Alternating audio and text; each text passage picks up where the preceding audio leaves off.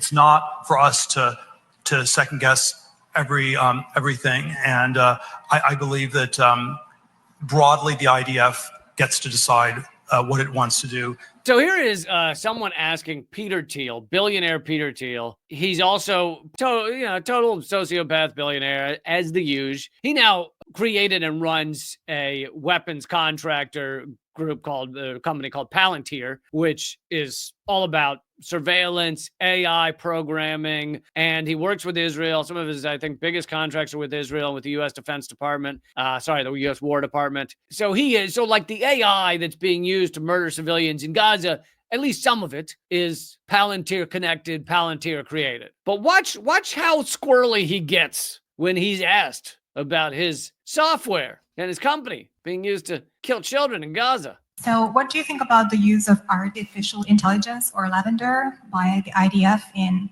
identifying Hamas targets? Look, I'm not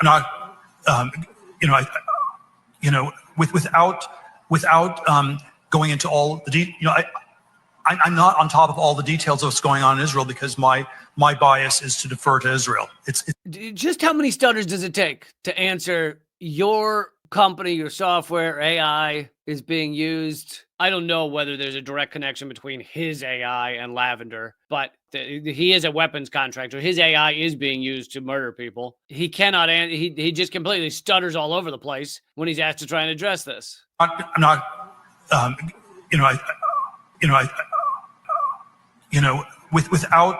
Without going into all the I'm not on top of all the details of what's going on in Israel, because my bias is to defer to Israel. My bias is to defer to Israel. It's not for us to second guess everything. It's not for us to ask any questions about a genocide.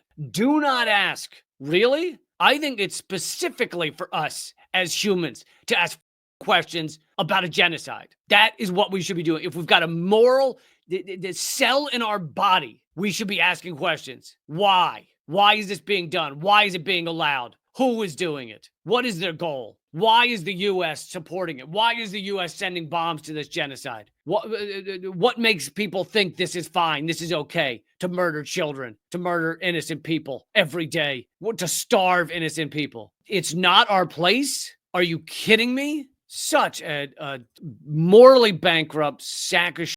And he both admits that we shouldn't ask any questions, which is insane, but he also admits that his deference is to Israel.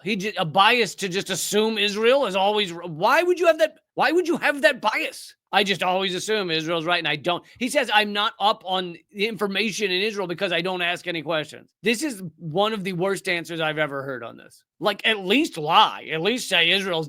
At least pull a Sam Harris or a Ben Shapiro and say Israel does nothing wrong. They're the bestest. At least pull that. Jesus. It's not for us to second guess everything, and I believe that broadly the IDF gets to decide what it wants to do, and that they're broadly in the right, and that's sort of the perspective I come back to. Broadly, the IDF gets to decide what they do, and they're always in the right. I forgot to mention, this guy plays a pretty powerful role in the Trump administration. Not as powerful as Elon Musk, but he completely funded and created J.D. Vance. He is the founder and CEO of Palantir, which is a massive weapons contractor with a massive Pentagon contractor. He heavily donated to Trump's campaign.